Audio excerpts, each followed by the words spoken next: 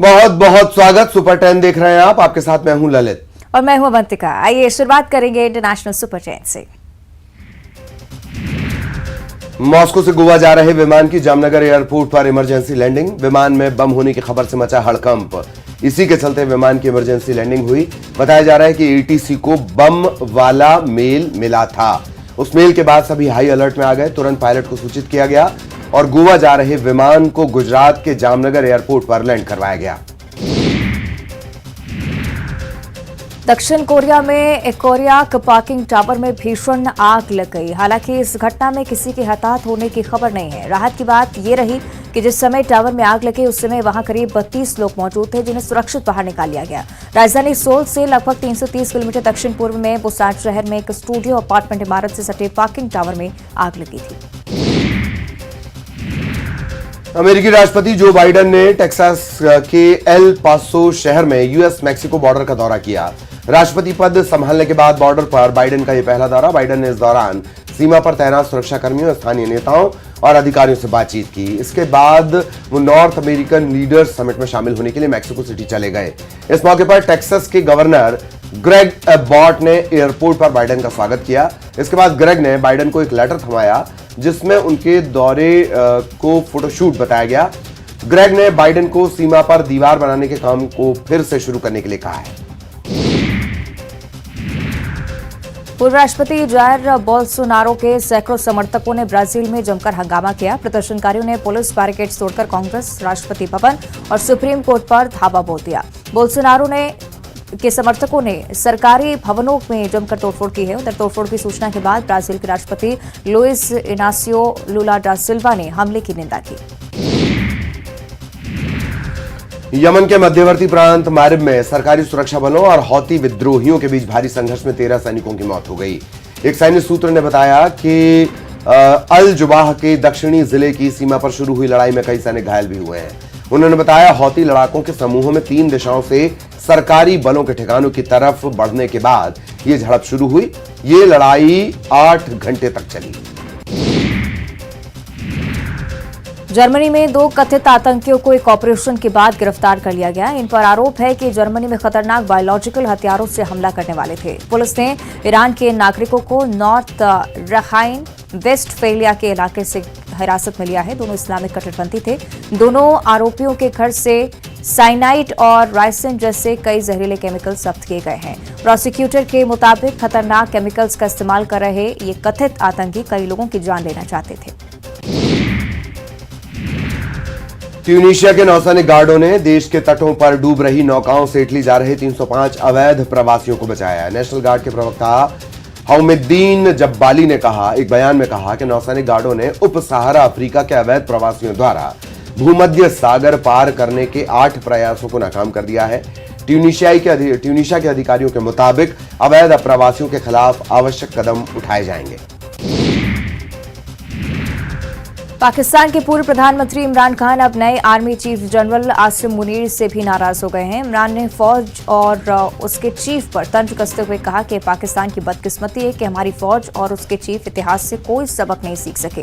वो अब भी सियासत में दखल अंदाजी कर रहे हैं। इमरान खान ने एक बार फिर मुल्क में जल्द से जल्द इलेक्शन कराने की मांग रखी। कहा पाकिस्तान की मुश्किलों का सिर्फ एक ही हल है, इलेक्शन जल्द से जल्द कराए जाने चाहिए और उसमें किसी तरह की धांधली नहीं होनी चाहिए। पाकिस्तान में महंगाई दर 25% पहुंच चुकी है। यहां आटे की कमी के चलते हाहाकार मचा है।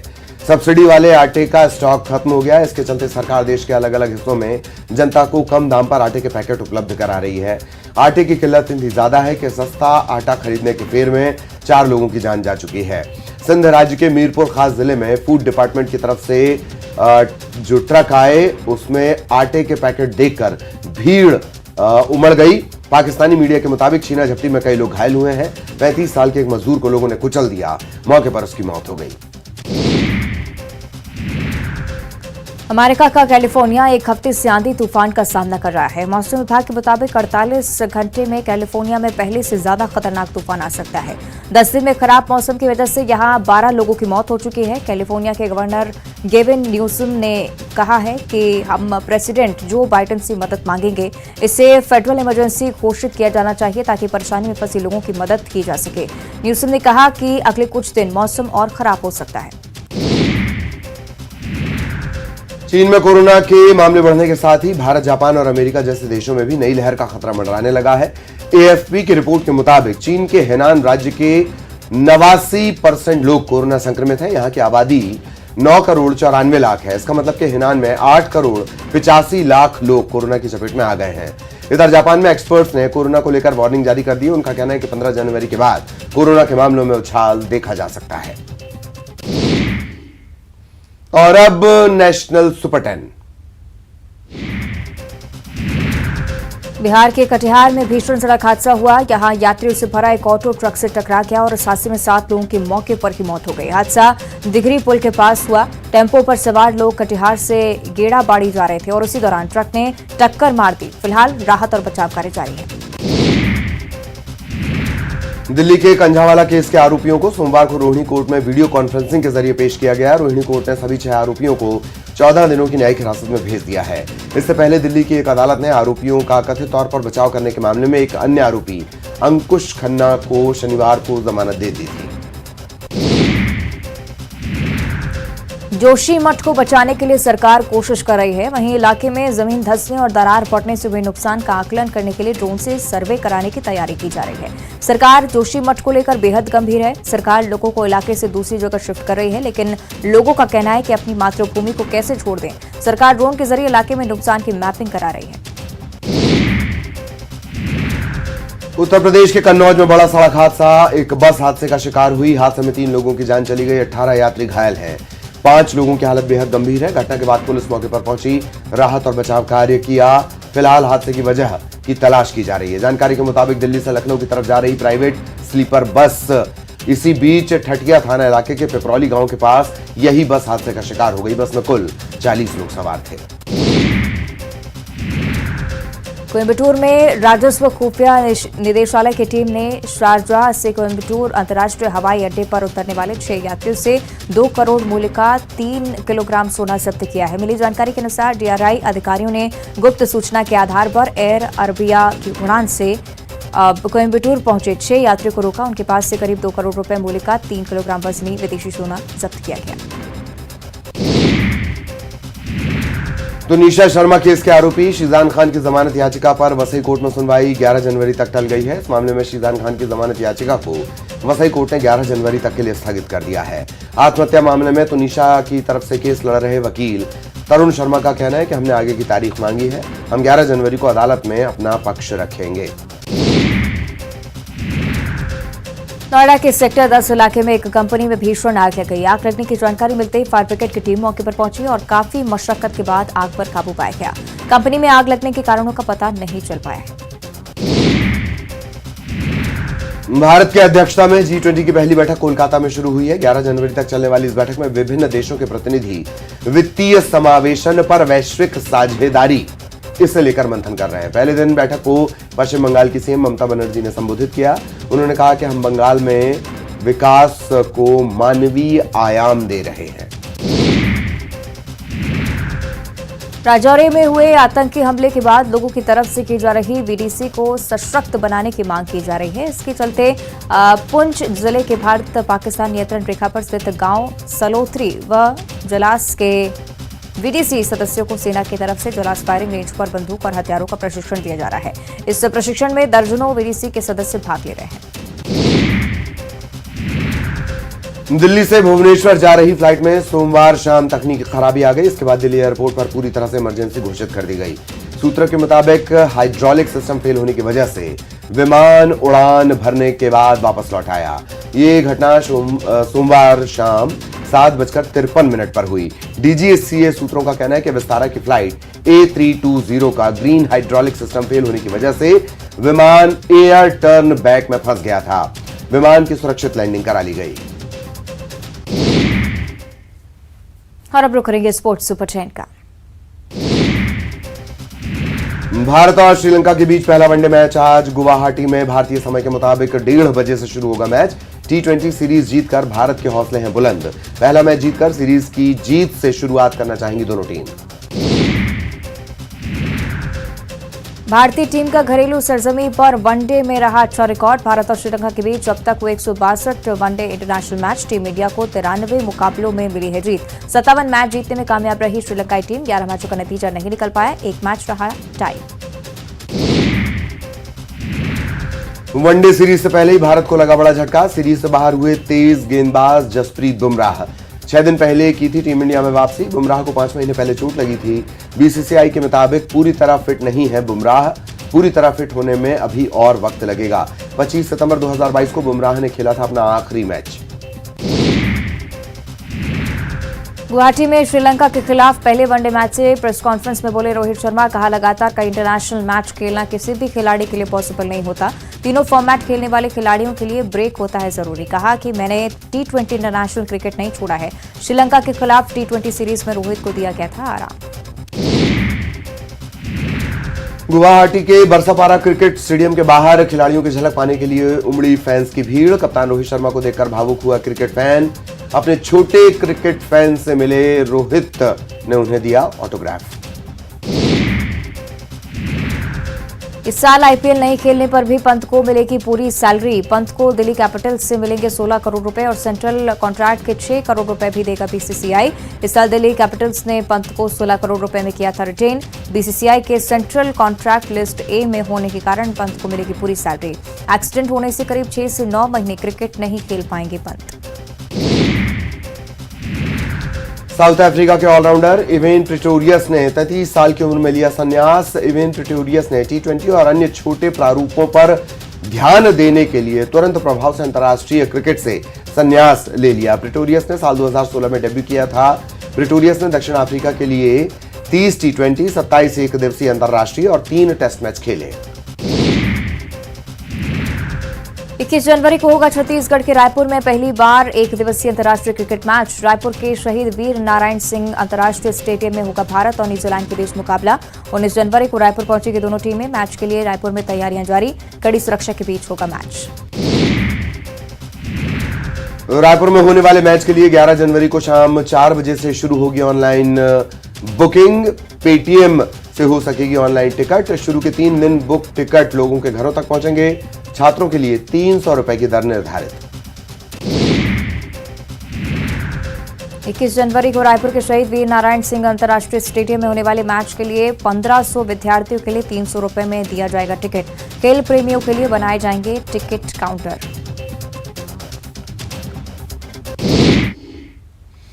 और अब बॉलीवुड सुपर 10। बॉलीवुड के पॉपुलर कपल आलिया भट्ट और Ranbir Kapoor Indian super league football match देखने के लिए पहुंचे। रणबीर और आलिया अपनी फुटबॉल टीम मुंबई एफसी को चीयर करने के लिए शामिल हुए थे।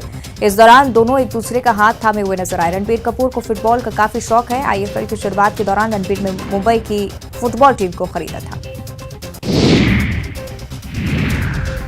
अमिताभ बच्चन हर रविवार को अपने बंगले जलसा के बाहर फैंस से मिलते हैं। इस रविवार को भी वो फैंस से मिलने के लिए घर से बाहर आए। उनके घर के बाहर फैंस हजारों की संख्या में उमड़े थे। बिग बी ने उन्हें निराश नहीं किया। इस दौरान वो फिट लग रहे थे। 80 साल की उम्र में भी उनमें गजब का उत्साह देखने को मिला। Siddharth Malhotra Rashmika Mandanna starrer film mission Majnu 20 जनवरी को ओटीटी प्लेटफॉर्म पर स्ट्रीम होगी। इसका पहला प्लस पॉइंट रॉ एजेंट कहानी और दूसरा म्यूजिक बताया जा रहा है। इस फिल्म में सिर्फ 3 गाने हैं और इस फिल्म में देश के मजनू की बात हो रही है। वो अपनी कंट्री को प्राउड फील करवाता है। सीट बेल्ट न लगाने पर बुरी तरह ट्रोल हुए सैफ करीना। यूजर्स बोले ये नियम सिर्फ आम जनता के लिए, इनके लिए नहीं। दरअसल दोनों रणबीर कपूर और आलिया भट्ट की बेटी राह से मिलने गए थे। वहां से निकलते देख पैपराजी ने उन्हें अपने कैमरे में कैद किया। ओमले फिल्म्स ने KGF 3 बनाने को लेकर दिए संकेत। मेकर्स बोले 2025 तक आएगी फिल्म। आने वाले समय में यश को किया जा सकता है रिप्लेस। सालार के बाद शुरू होगी KGF 3 की शूटिंग। आने वाले समय में फिल्म से रिप्लेस हो सकते हैं यश। एकता कपूर अपने अजीबोगरीब ड्रेसिंग सेंस के लिए जानी जाती हैं। एकता हाल ही में रिद्धि डोगरा के नए प्रोजेक्ट के लिए उन्हें विश करने पहुंची थी। इस दौरान उन्होंने ऑफ शोल्डर साटन ड्रेस पहना था। एकता के इस आउटफिट का ट्रोलर्स ने मजाक बनाया। लोगों का कहना है कि एकता को एक अच्छे डिजाइनर की जरूरत है। पठान के प्रमोशन के लिए शाहरुख खान बिग बॉस के घर में जाने वाले हैं। वहीं फिल्म का ट्रेलर कल यानी कि 10 जनवरी को रिलीज हो रहा है। आपको बता दें कि ये 25 जनवरी को सिनेमाघरों में दस्तक देगी। रितेश देशमुख और जेनेलिया डिसूजा स्टारर मराठी फिल्म वेद हर रोज कमाई के नए रिकॉर्ड बना रही है। रीजनल फिल्म होने के बावजूद इसका कलेक्शन बॉलीवुड की कई फिल्मों से बेहतर है। फिल्म ने रिलीज के 10 दिनों में 33 करोड़ से ज्यादा का शानदार कलेक्शन किया है। चौंकाने वाली बात यह कि अपने रिलीज के पहले दिन इसने इतना कलेक्शन नहीं किया था जितना 10वें दिन कर लिया है। नेकलेस पहने दिखे अक्षय ट्विंकल के बेटे आरव। रिंकी खन्ना की बेटी नाओमिका के साथ सेल्फी वायरल। यूजर्स बोले जल्दी एक्टिंग शुरू करो। जल्द 7 फेरे लेंगे कियारा सिद्धार्थ। दोस्त ने कहा, दोस्त का है दावा। कहा इस दिल्ली के लड़के की शादी होने वाली है। इस दौरान उनका एक वीडियो सामने आया। इसे देखने के बाद साफ हो गया कि वो जल्द शादी करने वाले हैं। और अब रुक करेंगे मध्य प्रदेश सुपर 10 का। इंदौर में चल रहे प्रवासी भारतीय सम्मेलन में हिस्सा लेने आए मॉरिशस IIT के अध्यक्ष राजप्रयाग ने देवी अहिल्या विश्वविद्यालय के कुलपति से मुलाकात की। इस दौरान दोनों संस्थानों के बीच होने वाले MOU पर चर्चा हुई। कुलपति प्रोफेसर रेणु जैन ने बताया कि दोनों संस्थानों के बीच MOU होने पर छात्रों का काफी फायदा होगा। एमपी में 11 और 12 जनवरी को होने वाले ग्लोबल इन्वेस्टर्स समिट को लेकर लंबे अरसे से तैयारियां चल रही हैं। भाजपा का दावा है कि इसके जरिए प्रदेश में बड़ा निवेश आएगा, बड़े पैमाने पर रोजगार मिलेगा। लेकिन कांग्रेस ने इन्वेस्टर समिट पर सवाल खड़े किए हैं। कांग्रेस ने इससे पहले हुए निवेश के प्रयासों और इन्वेस्टर समिट को लेकर श्वेत पत्र जारी करने की मांग की है। तो वहीं बीजेपी ने कांग्रेस की मांग पर तंज कसा है। कहा कि राहुल गांधी का परम असर पूरी कांग्रेस पर हो गया है। इंदौर में प्रवासी सम्मेलन के दौरान प्रधानमंत्री मोदी ने डिजिटल एग्जीबिशन का शुभारंभ किया। ये प्रदर्शनी लोगों के लिए आकर्षण का केंद्र रही। इसकी थीम स्वतंत्रता संग्राम में प्रवासी भारतीयों का योगदान रखी गई। इस प्रदर्शनी में प्रवासियों के संघर्ष और उनकी जीत की कहानी को दिखाया गया है। साथ ही स्वतंत्रता संग्राम सेनानियों के बारे में इस प्रदर्शनी में बताया गया है ताकि आज के युवा उनके बारे में जान सकें। प्रधानमंत्री नरेंद्र मोदी को लेकर प्रवासी भारतीयों में जबरदस्त क्रेज था। कतर से प्रवासी भारतीय सम्मेलन में शामिल होने आई प्रोफेसर अरुणा धाड़े का कहना है कि वो मोदी जी को सुनने के लिए आतुर हैं। इसके साथ ही उन्होंने कतर में भारतीय विश्वविद्यालय खोलने की भी मांग की। छतरपुर में प्रसव कराने आई एक गर्भवती महिला की डिलीवरी ऑपरेशन के दौरान मौत हो गई। हालांकि डॉक्टर ने गर्भवती महिला के पेट से बच्चे को सुरक्षित निकाल लिया। महिला की मौत के बाद परिवार वाले सदमे में हैं। चारधाम यात्रा पर एमपी के ग्वालियर से आ रही पर्यटक बस ओडिशा के पुरी जिले में आग लगने से पूरी तरह से जलकर खाक हो गई। घटना के समय बस सत्याबाड़ी प्रखंड अंतर्गत सखी गोपाल मंदिर के पीछे खड़ी थी। इस बस में धार्मिक यात्रा पर मध्य प्रदेश के यात्री सवार थे। एमपी से करीब 40 लोग बस में सवार हुए थे। नेपाल और चित्रकूट में धार्मिक भ्रमण पूरा कर उड़ीसा पहुंचे थे। बीजेपी नेता संबित पात्रा ने खुद घटनास्थल पहुंचकर राहत और बचाव के कार्यों की निगरानी की। संबित पात्रा ने हादसे को लेकर ट्वीट किया है और कहा है कि प्रभु जगन्नाथ की कृपा से सभी यात्री सुरक्षित हैं। छिंदवाड़ा में पिछड़ा वर्ग आयोग के अध्यक्ष गौरीशंकर बिसेन के कार्यक्रम में अधिकारी सोते नजर आए। गौरीशंकर अधिकारियों और जनप्रतिनिधियों की बैठक लेने पहुंचे थे।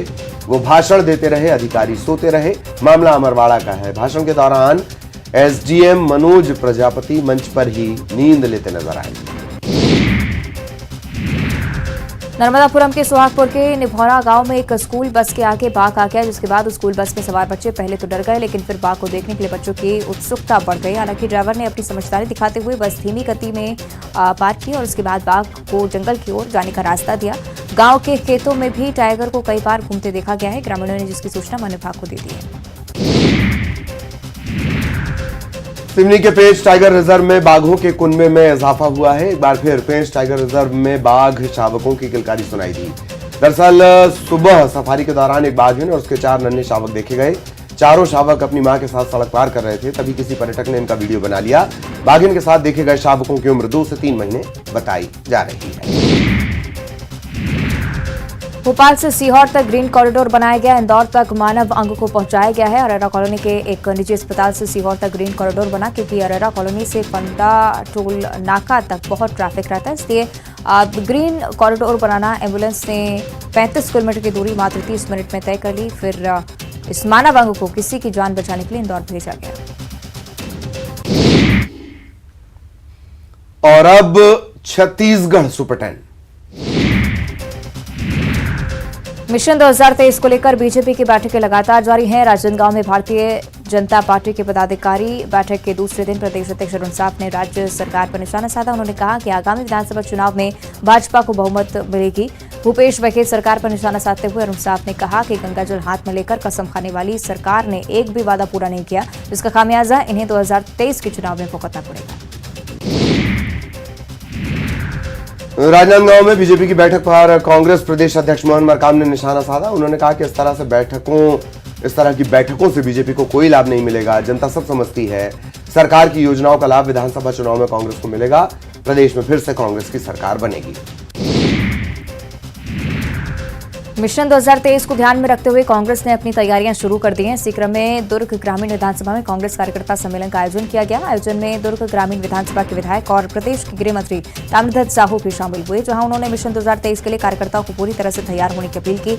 इस अवसर पर उन्होंने कार्यकर्ताओं को पूरी तरह से एकजुट होने के साथ साथ प्रदेश शासन की योजनाएं जनता तक पहुंचाने के निर्देश दिए।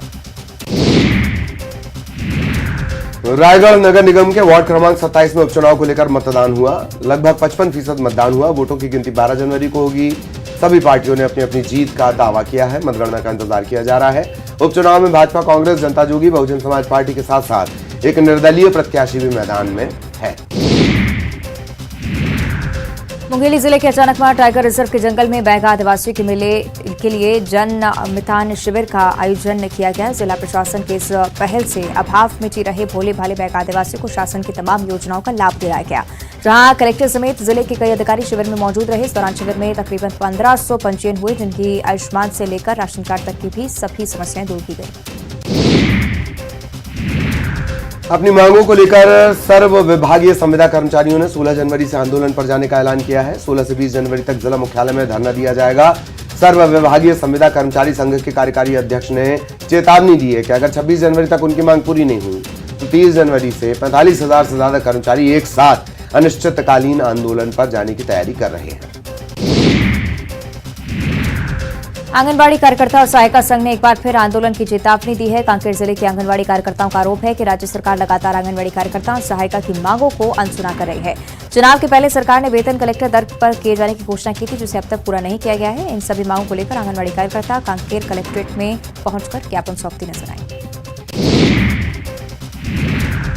कोरबा की चुई खदान में मिट्टी निकालते समय मलबा गिर गया। इसके नीचे दबने से एक महिला की मौत हो गई। 2 महिलाएं घायल हो गई।